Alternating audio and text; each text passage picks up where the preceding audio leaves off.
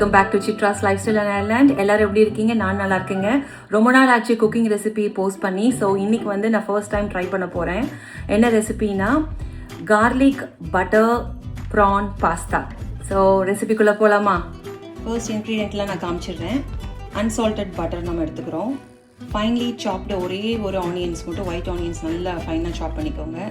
Garlic வந்து பார்த்திங்கன்னா ஒரு 6லேருந்து 7 மேலேயே நீங்கள் எடுத்து நல்லா குட்டி குட்டியாக நறுக்கி வச்சுக்கோங்க.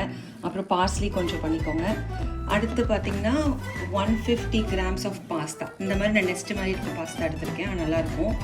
அதுக்கப்புறம் பார்த்திங்கன்னா ஹோல் ஃப்ரெஷ் மில்க் எடுத்திருக்கேன். அதுக்கப்புறம் சீசனிங் பண்ணுறதுக்கு நமக்கு பிளாக் பெப்பர் இருக்குது, மிக்ஸ்ட் ஹர்ப்ஸ் இருக்குது, பெப்ரிக்கா பவுடர் இருக்குது. ப்ரான் வந்து பார்த்திங்கன்னா ஒரு 60லேருந்து 80 grams அளவு தான் எடுத்திருக்கேன். இது வந்து ஒரு 2 to 3 members பண்ணுறதுக்கு எடுத்து வச்சுருக்கேன். இது நல்லா பாத்திரத்தில் தண்ணி வச்சுருக்கேன். கொஞ்சம் வந்து நான் ஒரு 1/2 spoon ஆஃப் ஒரு ஆயில் போட்டிருக்கேன், ஏன்னா பாஸ்தா வந்து ஸ்டிக் ஆகக்கூடாதுன்னு. நல்லா ரோலிங் பாயில் வந்ததுக்கப்புறம் நம்ம வச்சுருக்க பாஸ்தாவை நம்ம அப்படியே போட்டுருவோம். குயிக்காக 5 minutesல இதாகிடுங்க. நம்ம ரொம்பவும் கிளற வேணாம், அப்படியே எடுத்துருவோம். அதை அப்படியே டிஸ்டர்ப் பண்ணாமல் ஒரு 5 minutes கட்டுருவோம். இப்போ பாஸ்தா இன்னும் கொஞ்சம் பாயில் ஆகணும், 2 minutes. நம்ம கணக்கு பார்த்தோன்னே கண்டுபிடிச்சிட்டோம். இப்போ என்ன இதில் காமெடினா, என் பொண்ணோட சிரிச்சிட்டு இருந்தேன். இங்கே ஒரு ஹோம்மேக்னு ஒரு அவங்களுக்கு சப்ஜெக்ட் இருக்குது. மம்மி இது வந்து இந்த பாஸ்தா குக் ஆயிடுச்சுன்னா அதை எடுத்து அவங்க டீச்சர் சொல்லி கொடுத்துருவாங்க. இங்கே இருக்க டீச்சர் ஆப்ஜெக்ட் வந்து முன்னாடி ஒரு வாலும் அந்த மாதிரி இருக்கும் பார்த்தீங்களா, அது வெந்துச்சுன்னா அது பச்சைக்குன்னு ஒட்டுவாங்களாம், தள்ளி விடுவாங்களாம். அது வந்து செவுத்தோடு ஒட்டிடுச்சுன்னா அது குக் ஆகிடுச்சான். எப்படி நம்மளாம் ஒரு கொலகாண்டில் இருந்தால் தான் ஒருத்தவங்க மேலே அடிப்போம். இங்கே வந்து இவங்களோட ஹோம் டெக்னிக் ஏதாவது பார்க்கும் போது எனக்கு செம்ம சூப்பராக காமெடியாக இருக்குது. எனக்கு குக் ஆகிடுச்சு பாருங்கள். இதை அப்படியே நான் வந்து ஃபில்டர் பண்ணி எடுத்துடுறேன். நல்லா ஜூம் பண்ணி காட்டுற பாருங்க. இதை பாயில் பண்ணி நம்ம ஸ்ட்ரெயின் பண்ணி எடுத்தாச்சு. இது பாருங்கள், எதுவும் ஒன்றோட ஒன்று ஒட்டலை. அந்த ஆயில் வந்து தண்ணியில் போட போது நமக்கு அது ஒட்டாது. பாஸ்தா வந்து மெயினாக வந்து ஸ்லாகியாக இருக்கக்கூடாது, அதாவது பசன்னு ஒட்டிடக்கூடாது. இதில் தான் நம்ம கேர்ஃபுல்லாக இருக்கணும். ஸ்பூன் பட்டர் போட்டிருக்குங்க. இதுதான் வந்து ரெசிபிக்கே வந்து மெயின் இன்க்ரீடியண்ட்டு.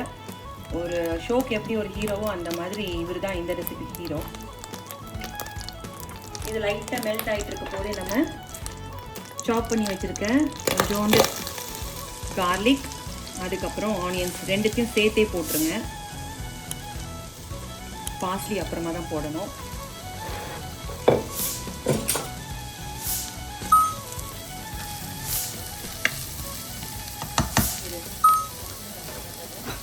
இப்போ அப்படியே லைட்டாக ஸ்டிர் பண்ணி விடுங்க. ரொம்ப நம்ம சவுத் இந்தியன் குக்கிங் பண்ணுற மாதிரி அது அப்படியே லைட் ப்ரௌன் வர அளவுக்குலாம் நம்ம பண்ண தேவையில்லை. இது வந்து கொஞ்சம் அந்த கலர் ரொம்ப மாறக்கூடாது. நான் அதனால தான் ரெட் ஆனியனுக்கு பதிலாக ஒயிட் ஆனியன் எடுத்துக்கிட்டேன். ரெட் ஆனியனை அவாய்ட் பண்ணிடுங்க இந்த பாஸ்தா ரெசிபிக்கு. நம்ம வந்து இந்த சாஸ் வந்து ரெடிமேட் சாஸோ வாங்கி எதுவுமே பண்ணலை. ஸ்க்ராட்ச்லேருந்து வீட்டில் என்ன பேசிக்காக இருக்கோ அதை வச்சு தான் பண்ணுறோம். ஸோ அதனால் ஹெல்த்தியாக இருக்கும். நம்மளே வீட்டில் இந்த கார்லிக் போட போது ஸ்மெல் வந்து அவ்வளோ சூப்பராக இருக்குது. வீடியோவில் கண்டிப்பாக தெரியாது ஸ்மெல்லெல்லாம், ஆனால் எனக்கு நல்லா பயங்கர ஸ்மெல்லாக இருக்குது. நீங்கள் வெஜிடேரியனாக இருந்தால் ப்ரானுக்கு பதிலாக நீங்கள் வேறு எதாவது வச்சு ட்ரை பண்ணுங்கள். மஷ்ரூமோ இல்லை ஏதான ஒரு வெஜ்ஜஸ் உங்களுக்கு பிடிச்ச ஃபேவரட் வெஜ்ஜஸ் வச்சு பண்ணுங்கள். எனக்கு தெரிஞ்சு மஷ்ரூம் நல்லா சூப்பராக செட் ஆகும். அதுக்கு நல்லா வாஷ் பண்ணி வச்சுருக்க ப்ரான் போட்டுடணும். இது வந்து ரொம்ப கவனமாக இருக்கட்டும். நம்ம சவுத் இந்தியன் குக்கிங் பண்ணுற மாதிரி மஞ்சள் பொடி போட்டு வாஷ் பண்ணிங்கன்னா முடிஞ்சு போச்சு. மஞ்சள் போடாதீங்க, நல்லா உப்பு வச்சு கூட நல்லா வாஷ் பண்ணிக்கணும். இது எல்லாமே டீவைன் பண்ணிவிட்டேன், உள்ள அந்த இதெல்லாம் எடுத்தாச்சு. ஸோ அதனால் நான் அப்படியே போடுறேன். வாஷ் பண்ணிவிட்டு இதை லைட்டாக சாட்டே பண்ணி விடுங்க. லைட்டாக வந்து சால்ட் டு டேஸ்ட் மட்டும் சீசனிங் பண்ணிக்கோங்க. இப்போ வந்து லைட்டாக சால்ட் போடுறேன். உங்களோட விருப்பப்படி அளவு கூட்டிக்கிறதுக்கு அதுக்கோ பண்ணிக்கோங்க. இது முடிச்சாச்சு. இது முடிக்க போய் என்ன பண்ணுறோம், நான் பெப்ரிக்கா பவுடர் போடுறேன். இல்லாட்டி நீங்கள் வந்து ரெட் சில்லி அந்த ஃப்ளேக்ஸ் இருக்குது பார்த்தீங்களா, அதை கூட போடலாம். அப்புறம் அந்த பெப்ரிக்கா போட்டாச்சு. அது போட்டோடனே லைட்டாக நம்ம கலர் வந்து லைட்டாக மாறும். இப்போ உங்களுக்கு வேணும்னா ரெட் சில்லி ஃப்ளேக்ஸ் கூட நல்லா போட்டுக்கலாம். நான் அந்த காரம் ரொம்ப இதில் இருக்கக்கூடாதுன்றதுக்காக தான் நான் இது போட்டிருக்கேன். இல்லாட்டி நார்மலாக நான் ரெசிபி பார்த்ததில் வந்து ரெட் சில்லி ஃப்ளேக்ஸ் தான் போட்டிருக்காங்க. ஆனால் பசங்க என்னோட இது வந்து கிட்ஸ் வந்து பார்த்தீங்கன்னா இது அவங்களுக்கு ப்ரிஃபர் பண்ணுவாங்க. ஸோ நான் இதை மாற்றிக்கிட்டேன்.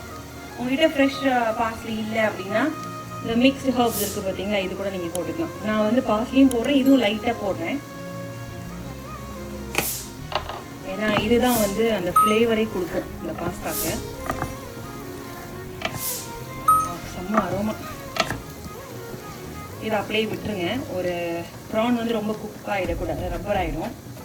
ஃபியூ மினிட்ஸ் விட்டுருங்க. 4 to 5 மினிட்ஸ் விட்டுருந்தேன். அதுக்கடுத்து பார்த்தீங்கன்னா இந்த ஹோல் ஃப்ரெஷ் மில்க் இருக்குது பார்த்தீங்களா, அது வந்து ஒரு ஹாஃப்லேருந்து இந்த அளவுக்கு போதும். நான் ஒரு 3/4 தான் ஊற்றிருக்கேன். இது அப்படியே ஒரு 5 மினிட்ஸ் விட்டுருவாங்க. கொஞ்சம் அப்படியே கொதிச்சு கொஞ்சம் அப்படியே திக்கணும். இப்போ பாருங்கள் எவ்வளோ சூப்பராக இருக்குன்னு. பார்க்குறதுக்கு அவ்வளோ அழகாக இருக்குது. நல்லா திக்காக அப்படியே சுருண்டு அந்த ப்ரானும் அழகாக வெந்து அந்த அந்த க்ரீம் கலரில் அப்படியே அழகாக சூப்பராக வந்திருக்கு. இந்த ஸ்டேஜில் வந்து நீங்கள் வேணும்னா அந்த பார்மிசான் சீஸ் வந்து நல்லா கிரேட் பண்ணி நல்லா ஒரு கை ஃபுல்லாக இந்த ஒரு கைப்பிடி அளவுக்கு வேணும் போட்டுக்கோங்க, உங்கள் கிட்ஸ்க்கு பிடிக்கும்னா. நான் அதை ஸ்கிப் பண்ணுறேன், அது எனக்கு வேண்டான்ட்டு. அதுக்கப்புறம் நான் ஆல்ரெடி மிக்ஸ்டு ஹர்ப்ஸ் போட்டிருக்கனால ரொம்ப கொஞ்சமாக பேருக்கு தான் நான் பார்ஸ்லி போடுறேன். ஓகேங்களா? இதை வந்து நல்லா லைட்டாக ஒரு கொதி வந்ததுக்கப்புறமா குக் பண்ணி வச்சுருக்க பாஸ்தா வந்து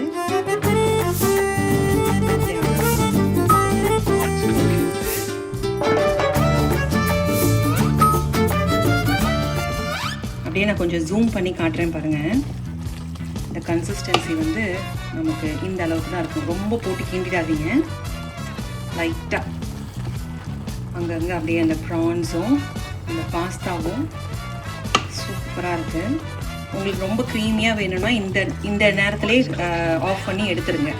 இல்லை இன்னும் கொஞ்சம் வாட்டர்லாம் போகணுன்னா கொஞ்சம் விட்டுருங்க. ஸோ நான் வந்து இப்போயே லைட்டாக நான் எடுக்கிறேன், அப்போ தான் நல்லாயிருக்கும்.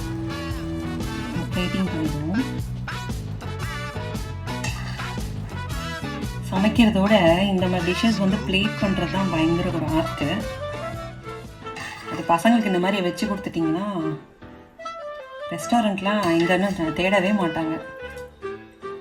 பாருங்க செம்மையாக இருக்குது கன்சிஸ்டன்சி. அப்படியே இதை எடுத்துகிட்டு இப்போ அப்படியே ப்ரான் மேலே டாப் பண்ணுறேன்.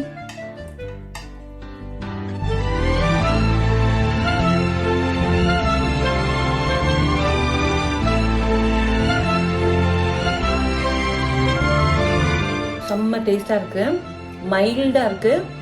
ரொம்ப ஸ்பைஸ் லவர்ஸ் வந்து ரொம்ப எக்ஸ்பெக்ட் பண்ணுறாதீங்க. இது வந்து ஒரு மைல்டான ஒரு டிஷ் தான். கிட்ஸ்க்கு 200% செம்ம ஹிட் ஆகும். ஸோ வெஜிடேரியன்ஸ் நீங்களாக இருந்தீங்கன்னா மஷ்ரூமில் ட்ரை பண்ணுங்கள். ட்ரை பண்ணிவிட்டு கமெண்ட்டில் என்னன்னு சொல்லுங்கள். Until that, I'm signing off in this vlog. I'll see you in the next interesting vlog. Please like, subscribe. Bye-bye.